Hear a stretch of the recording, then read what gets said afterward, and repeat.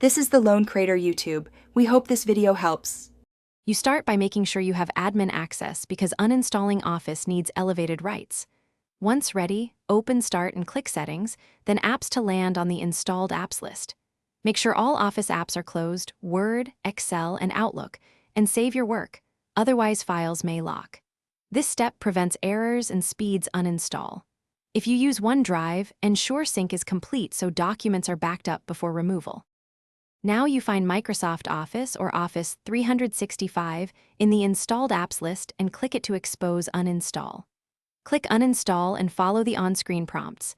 Sometimes Windows asks if you want repair first. Choose Uninstall unless repairing is your goal. The built-in process removes core program files and registry entries. Make sure to accept prompts and watch for progress. Once the wizard finishes, restart your PC. After restart, verify Office is gone by checking the Start menu and Programs list. Delete any leftover shortcuts manually.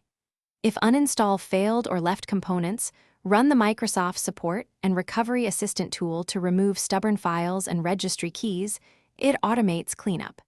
You can also remove leftover folders in C/program files and C/program data, and clear HKCU/HKLM registry keys only if comfortable. If you hit permission errors, make sure you used an admin account and reboot before retrying.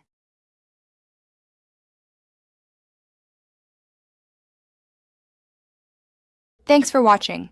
Consider subscribing if we helped you.